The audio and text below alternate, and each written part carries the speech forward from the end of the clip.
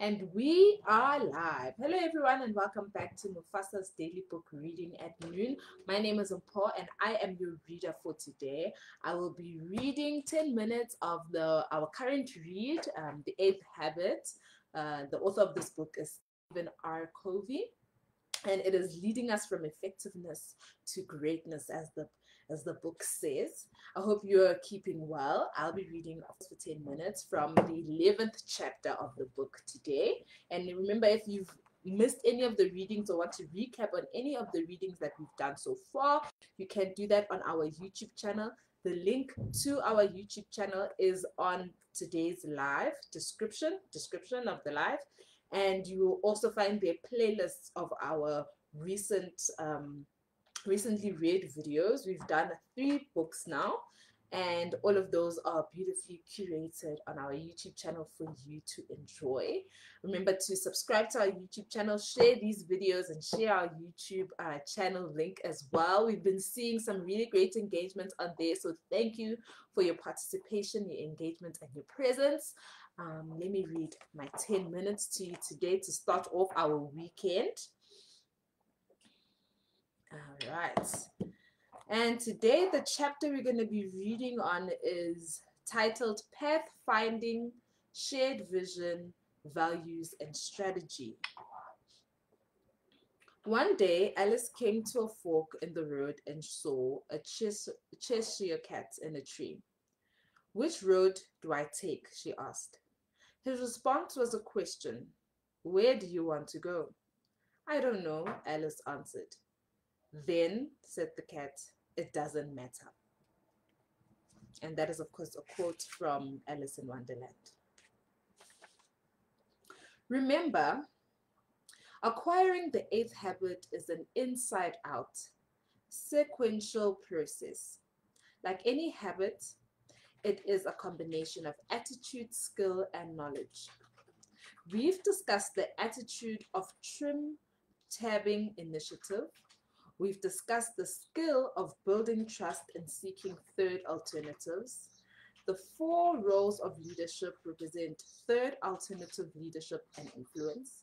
They give you knowledge of the principles of transformational leadership. Again, this influence begins with modeling trustworthiness so that people will have the confidence in you. But as you know, they need more than your trustworthiness. Good intentions do not compensate for bad judgment. People need a model to see how they can work and lead in a different way, different from what they are used to, different from the culture of organizations they work in, different from the controlling transactional traditions of the industrial age. Your most important modeling will be to show others how a person who has found his or her voice acts inside other 3 primary roles of a leader: pathfinding, aligning, and empowering. To help you model these 3 roles, I will begin the chapter covering the 3 remaining roles of leadership. By 1, identifying the myth and the reality that surrounds each role. 2, describing 3 contrasting alternatives for approaching each role. The key in any challenge is to always seek the higher third alternative. In this chapter, we take on the leadership challenge of uniting people who are diverse in their strengths and ways of seeing the world into one voice, one great purpose. It's the role of pathfinding shared vision, values, and strategic priorities. Let's begin by looking first at the pathfinding myth, reality, and alternatives. So the myth is mission statements and strategic priorities are developed by those that know best, the people at the top.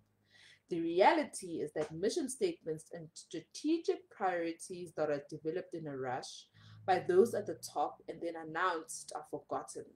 Without involvement or strong identification, there will be no commitment. The first alternative to pathfinding role of leadership would be to announce vision, values, and strategy to your team or organizations without any real involvement of their path.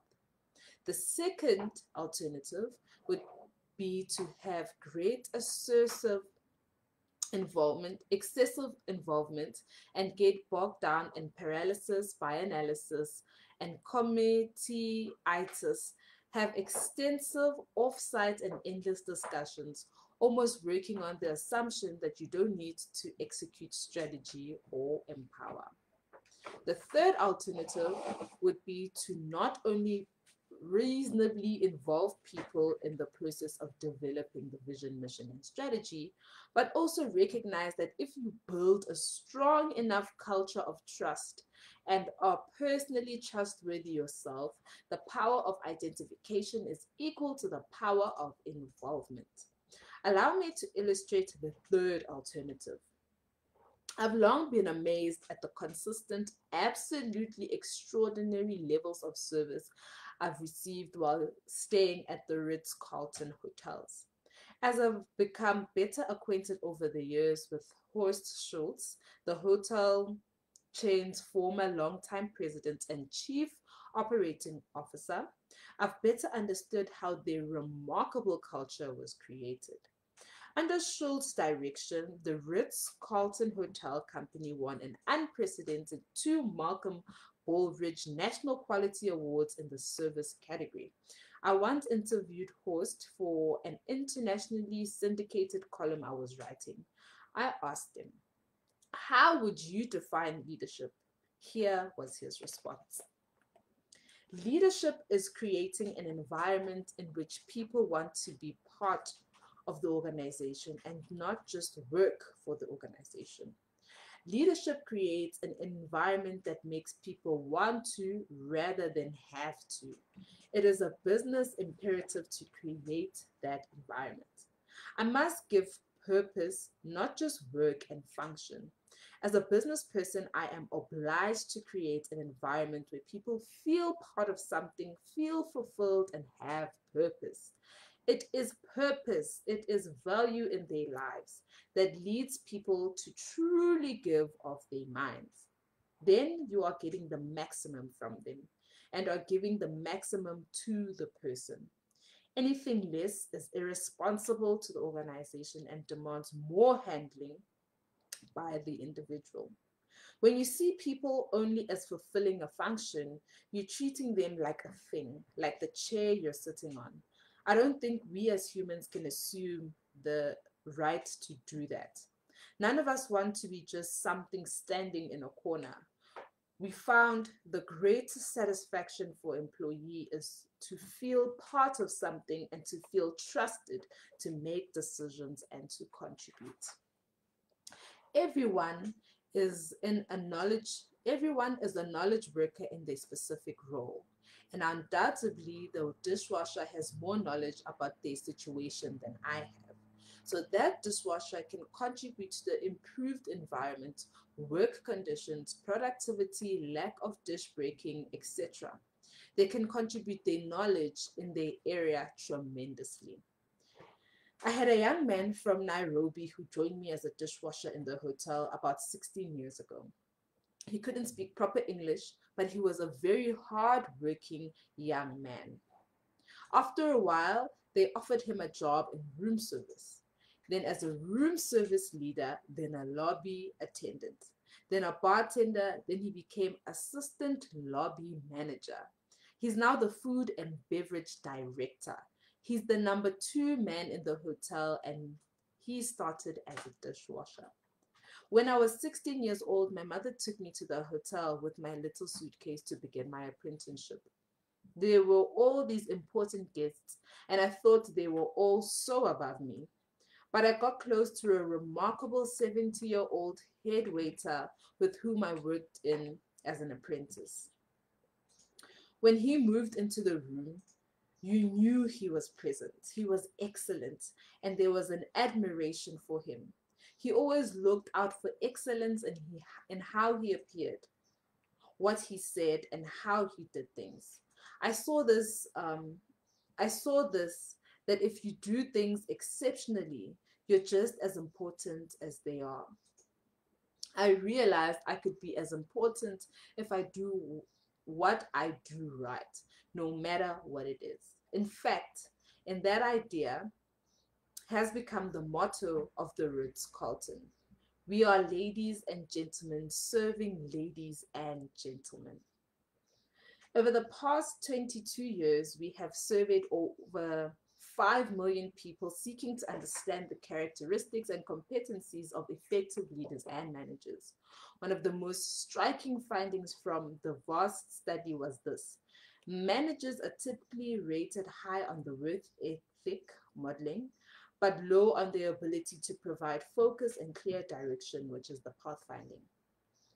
As a result, people are neither clear about nor accountable to key priorities, and the whole organization fails to execute. The disconnect is this: people are working harder than ever, but they lack clarity and vision. They are getting very far. They, in sense, are pushing a rope with all of their might. And I think that's where we will cap today's reading. I hope you enjoyed it. I really like the part where he discusses the disconnect, that the disconnect is really just the lack of clarity and vision. And as you know, at our coaching practice, this is the type of themes that we really enjoy. So for any coaching inquiries about clearing your vision and your purpose, make sure that you email us, and the email is in today's description of the live. I have some comments here that I would like to read. Ayanda has commented. Hello, Ayanda. Says Alice in Wonderland. Wow. I once read that book. I was doing grade 6 at the time, and here again it's coming back to you.